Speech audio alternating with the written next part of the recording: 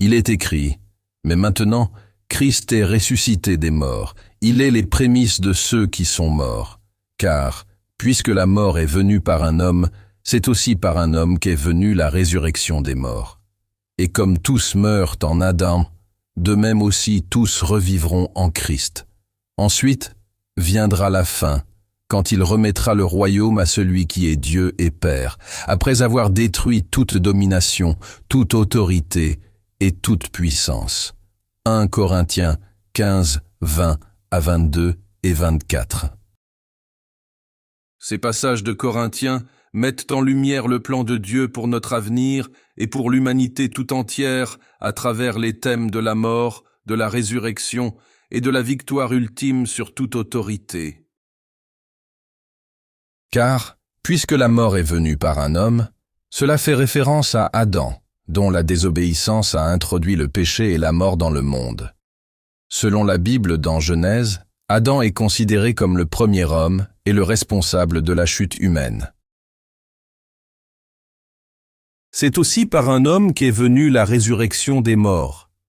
Ici, l'apôtre Paul parle de Jésus-Christ, qui est présenté comme le second Adam. Sa résurrection est la garantie que tous ceux qui mettent leur foi en lui pourront aussi ressusciter. Cela souligne le thème central du Nouveau Testament, la rédemption et la vie éternelle offerte par Christ. Ensuite viendra la fin. Ceci fait allusion à l'accomplissement des temps lorsque Jésus reviendra. La fin de l'histoire humaine sera marquée par la restitution du royaume à Dieu le Père. Quand il remettra le royaume à celui qui est Dieu et Père, cela indique que toute l'autorité et le pouvoir exerceront leur pleine puissance sous la souveraineté de Dieu. Jésus, ayant vaincu la mort et les forces du mal par sa résurrection, remettra le royaume à Dieu le Père, ce qui suggère une restauration parfaite de la création. La Bible dit, après avoir détruit toute domination, toute autorité et toute puissance. Cela évoque le jugement final sur toutes les forces opposées à Dieu, c'est-à-dire Satan, le diable et tous ses agents. Il faut faire attention. Étant sur terre, il ne faut pas écouter le diable, il se dit Dieu de la terre, mais il ne l'est pas. Cette destruction des autorités mauvaises souligne l'idée que, finalement, le mal sera vaincu et que le royaume de Dieu prévaudra. Le plan de Dieu pour notre avenir est bon, frères et sœurs. Le plan divin pour l'avenir des croyants, tel qu'évoqué dans ces versets, se dessine ainsi. 1. C'est la point rédemption.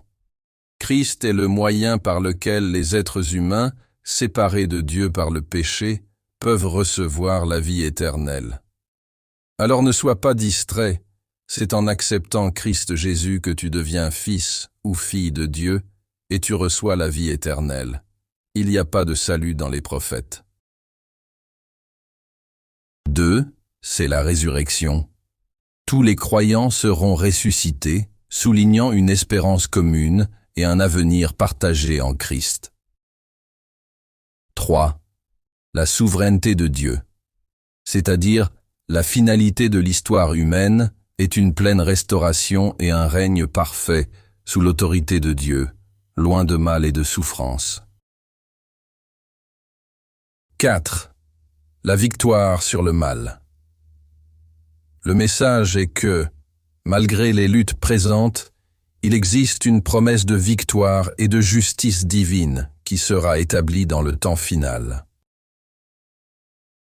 C'est pourquoi Paul, dans ces versets, illustre l'espoir chrétien que, malgré la mort introduite par Adam, la résurrection en Christ offre une nouvelle vie, et que la fin des temps sera marquée par la restauration de l'ordre divin et la victoire définitive sur le mal.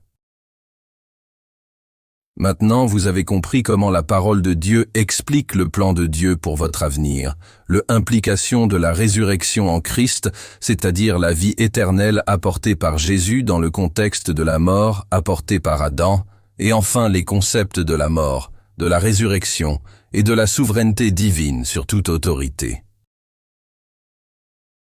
Maintenant, Christ est ressuscité des morts, il est les prémices de ceux qui sont morts. Car, puisque la mort est venue par un homme, c'est aussi par un homme qu'est venue la résurrection des morts.